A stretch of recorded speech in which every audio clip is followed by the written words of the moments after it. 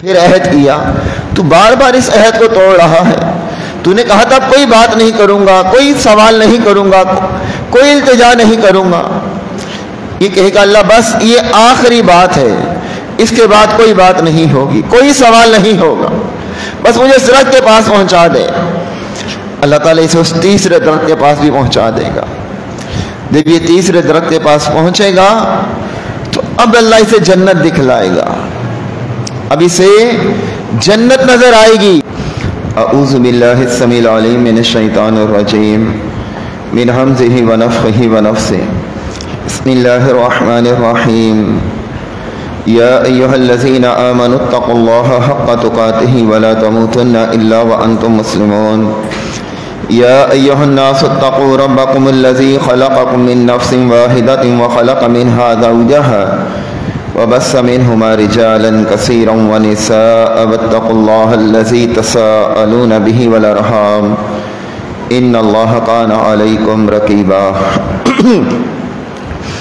يا ايها الذين امنوا اتقوا الله وقولوا قولا سديدا يصلح لكم اعمالكم ويغفر لكم ذنوبكم ومن يطع الله ورسوله فقد فاز فوزا عظيما۔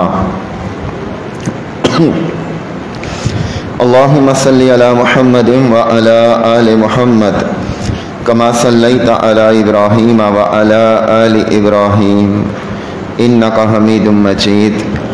اللهم بارك على محمد وعلى آل محمد كما باركت على إبراهيم وعلى آل إبراهيم إنك حميد مجيد۔ صحیح بخاری کی ایک طویل حدیث ہے جس کا مفہوم اور خلاصہ یہ ہے کہ اللہ کے کچھ فرشتے زمین پر گشت کرتے ہیں، گھومتے ہیں اور ایسی مجلسوں کو تلاش کرتے ہیں جہاں جب مجلس ختم ہوتی ہے فرشتے آسمان پر جاتے ہیں، باوجود اس کے کہ اللہ تعالیٰ ہر چیز کو مکمل طور پر جانتا ہے، اس کے باوجود اللہ تعالیٰ فرشتوں سے کچھ سوالات کرتا ہے۔ ان سوالوں میں ایک سوال اللہ رب العزت کا فرشتوں سے یہ ہوتا ہے کہ میرے بندے کیا چاہتے ہیں؟ فرشتے فرماتے ہیں کہ اللہ تیرے بندے جنت چاہتے ہیں، جنت کا سوال کرتے ہیں، جنت ان کی چاہت ہے، جنت ان کی سوچ ہے، جنت کے طلبگار ہیں۔ اللہ تعالیٰ پوچھتے ہیں کیا انہوں نے جنت کو دیکھا ہے؟ فرشتے کہتے ہیں نہیں اللہ جنت دیکھی نہیں ہے، جنت کا دیدار کیا نہیں ہے، لیکن جنت کی آرزو ہے۔ اللہ رب العزت پھر پوچھتے ہیں اگر یہ جنت کو دیکھ لیتے، اگر یہ جنت کا دیدار کر لیتے پھر ان کی کیفیت کیا ہوتی؟ فرشتے کہتے ہیں اللہ پھر یہ اس سے بڑھ کر جنت کے لیے محنت اور کوشش کرتے۔ ہم سب بھی جو اللہ کی عبادت کرتے ہیں، نمازیں پڑھتے ہیں، روزے رکھتے ہیں اور صدقہ اور خیرات کرتے ہیں، عبادات کرتے ہیں، ہماری سوچ کیا ہوتی ہے کہ اللہ تعالیٰ ہمیں جنت دے۔ کوئی ہم میں سے فوت ہو جاتا ہے اس کے لیے بھی ہم اللہ سے یہی فریاد کرتے ہیں کہ اللہ اسے جنت دے۔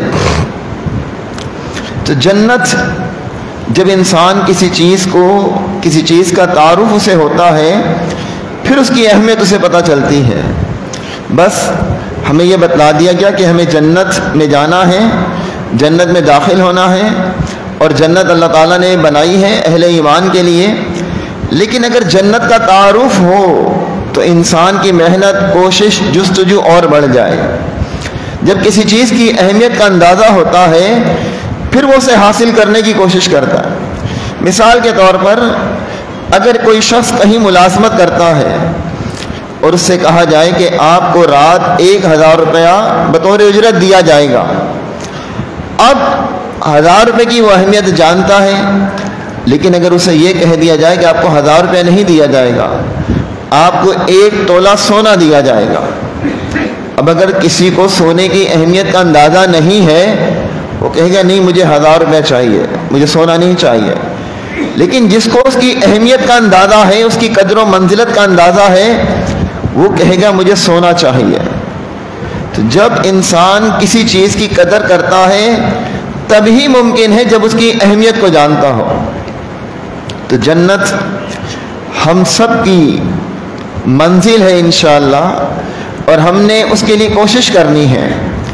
جنت کے بہت سارے فضائل اور مسائل اور جنت کے معاملات، کہ جنت میں کون سے لوگ داخل ہوں گے، جنت میں کن کن اعمال کی وجہ سے داخل ہوں گے، اور کن اعمال کی وجہ سے جنت میں داخلہ رک جائے گا، یہ ساری چیزیں اپنی جگہ پر ہیں.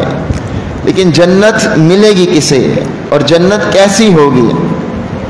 میں صرف ایک حدیث آپ کے سامنے رکھوں گا، اور اللہ رب العزت سے دعا ہے کہ اللہ تعالیٰ مجھے بھی اور آپ کو بھی اخلاص کے ساتھ محنت اور کوشش کی توفیق عطا فرمائے، اور اللہ تعالیٰ ہمیں اپنی رحمت اور فضل کے ساتھ ہم سب کو جنت الفردوس عطا فرمائے. صحیح بخاری اور صحیح مسلم کی روایت ہے، اللہ تعالیٰ جہنم سے ایک شخص کو نکالے گا جو جل کر کوئلہ ہو چکا ہوگا، وہ جل چکا ہوگا. اور جہنم میں کون جلے گا؟ جس نے گناہ کیے ہوں گے. قیامت والے دن گناہوں کی معافی کی دو صورتیں ہیں. ایک صورت تو یہ ہے کہ اللہ تعالیٰ اسے کسی کی سفارش کی وجہ سے معاف کر دے، اور دوسری صورت یہ ہے کہ اللہ تعالیٰ اسے عذاب دے کر معاف کر دے، اس کی سزا دے کر اسے معاف کر دے. اب اگر سزا دی گئی تو اسے جہنم میں جلنا پڑے گا، وہاں کوئی اور ٹھکانہ نہیں ہے سزا کے لیے. اب اللہ تعالیٰ اس شخص کو جہنم سے نکالے گا، اور یہ شخص جہنم میں جل کر کوئلے کی طرح سیاہ ہو چکا ہوگا. پھر اللہ تعالیٰ اسے ایک نہر کے اندر غوطہ دے گا. اس کا یہ کالا پن اور جلا ہوا جسم اللہ اسے درست کر دے گا. اللہ تعالیٰ اسے ایک درخت دکھلائے گا. وہ درخت اتنا بہترین ہوگا کہ اس کی آرزو اور خواہش ہوگی کہ کاش میں اس درخت کے پاس پہنچ جاؤں. یہ اللہ رب العزت سے فریاد کرے گا کہ اللہ مجھے اس درخت کے پاس پہنچا دے. اللہ تعالیٰ اس سے فرمائے گا اگر میں تجھے اس درخت کے پاس پہنچا دوں پھر تو کوئی اور سوال تو نہیں کرے گا، کوئی اور بات تو نہیں کرے گا. یہ کہے گا نہیں اللہ، اس کے بعد میں کوئی سوال نہیں کروں گا. اللہ تعالیٰ اس سے عہد و پیمان لے گا اور اسے اس درخت کے پاس پہنچا دے گا. یہ اس درخت کے پاس رہے گا، کچھ عرصہ گزرے گا، مزید کچھ آگے ایک اور درخت نظر آئے گا جو اس سے بھی اچھا ہوگا، اس سے بھی بہترین ہوگا. اب اس سے وہ درخت دیکھ کر یہ والا درخت برداشت نہیں ہو رہا ہوگا. اب کہے گا کہ اللہ مجھے اس درخت کے پاس پہنچا دے. اللہ تعالیٰ فرمائے گا تو نے مجھ سے وعدہ نہیں کیا تھا، تو نے مجھ سے عہد نہیں کیا تھا کہ اب کوئی سوال نہیں کرے گا، اپنی بات پر پختہ رہے گا. کہے گا اللہ تو رب ہے نا، تو مالک ہے، اب وہاں پہنچا دے، اب کے بعد کوئی سوال نہیں کروں گا، اس کے بعد کوئی سوال نہیں کروں گا، بس یہ آخری سوال ہے، یہ آخری بات ہے، اس کے بعد کوئی سوال نہیں. پھر اللہ سے وعدہ کرے گا. نبی علیہ الصلوۃ والسلام فرماتے ہیں کہ اللہ تعالیٰ اسے وہاں پہنچا دیں گے، پھر وہاں رکا رہے گا. اس کے بعد اللہ تعالیٰ اسے تیسرا درخت دکھلائے گا جو ان دونوں سے بہتر ہوگا. اب اس تیسرے درخت کو دیکھے گا پھر دل للچائے گا. انسان ہے نا، انسان میں برداشت کا مادہ کم ہے. انسان جب کسی اچھی چیز کو دیکھتا ہے تو اس کی آرزو ہوتی ہے کہ یہ مجھے مل جائے، اسے حاصل کرنے کی کوشش کرتا ہے. اب اللہ تعالیٰ سے پھر فریاد کرے گا کہ اللہ مجھے حضرت کے پاس پہنچا دے. اللہ تعالیٰ اس سے کہے گا دیکھ تو نے پہلے مجھ سے وعدہ کیا، پھر عہد کیا، تو بار بار اس عہد کو توڑ رہا ہے. تو نے کہا تھا اب کوئی بات نہیں کروں گا، کوئی سوال نہیں کروں گا، کوئی التجا نہیں کروں گا. یہ کہے گا اللہ بس یہ آخری بات ہے، اس کے بعد کوئی بات نہیں ہوگی، کوئی سوال نہیں ہوگا، بس مجھے اس درخت کے پاس پہنچا دے. اللہ تعالیٰ اسے اس تیسرے درخت کے پاس بھی پہنچا دے گا. جب یہ تیسرے درخت کے پاس پہنچے گا تو اب اللہ اسے جنت دکھلائے گا. اب اسے جنت نظر آئے گی. کیا خیال ہے جو شخص درختوں کو دیکھ کر برداشت نہ کر سکا، جنت کو دیکھ کر اس کی کیفیت کیا ہوگی؟ اب یہ درخت جنت کے باہر تھے. احادیث سے یہ بات پتہ چل رہی ہے کہ درختوں کو دیکھ کر آگے بڑھتا جا رہا ہے. جنت کے قریب پہنچ گیا ہے، جنت میں بھی داخل نہیں ہوا، تو جو باہر کے درخت دیکھ کر برداشت نہ کر سکا وہ جنت دیکھ کر کیسے خاموش رہے گا؟ جنت دیکھ کر اسے کیسے صبر ہوگا؟ جب جنت نظر آئے گی تو کہے گا اللہ اب مجھے جنت میں داخل کر دے، مجھے جنت کے دروازے پر پہنچا دے۔ پہلے جنت کے دروازے کی بات کرے گا کہ جنت کے دروازے تک پہنچا دے۔ اللہ تعالیٰ پھر اسے عہد و پیمان یاد دلائے گا، پھر اسے وعدے یاد دلائے گا، لیکن بس یہ اللہ سے مانگے گا۔ اللہ تعالیٰ اس سے پھر جب وعدہ لے گا، اللہ اسے پھر جنت کے دروازے پر پہنچا دے گا۔ جب یہ جنت کے دروازے پر پہنچ جائے گا، اب اسے جنت کے اندر لوگ نظر آئیں گے جو چل پھر رہے ہوں گے، گھوم پھر رہے ہوں گے، جنت کے اندر کا ماحول نظر آئے گا۔ اس کی کیفیت کیا ہوگی اس وقت؟ کیفیت کیسے تبدیل ہو رہی ہے؟ کیفیت کیسے بدل رہی ہے؟ اب یہ اللہ سے کہے گا اللہ مجھے جنت میں داخل کر دے، مجھے جنت میں داخل فرما دے۔ یہاں ایک نقطہ اور ہے، پتہ کیا ہے؟ اللہ تعالیٰ قیامت والے دن، میدان محشر والے دن، فیصلے والے دن بھی اس کی التجا کو قبول کر رہا ہے۔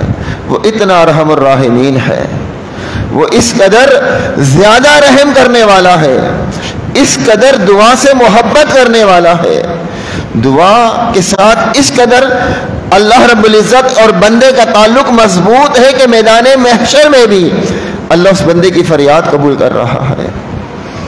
اللہ تعالیٰ جب اس کی اس بات کو سنے گا تو اللہ تعالیٰ پھر اس سے کہے گا تو کہتا تھا میں نے تیرے ساتھ وعدے کیے، تو نے میرے ساتھ وعدے کیے، پھر تو ان کو توڑتا رہا۔ یہ کہے گا بس اللہ جنت میں داخل فرما دے۔ نبی علیہ الصلوۃ والسلام فرماتے ہیں کہ اللہ تعالیٰ اس سے فرمائے گا جا جنت میں داخل ہو جا، جنت میں داخل ہو جا۔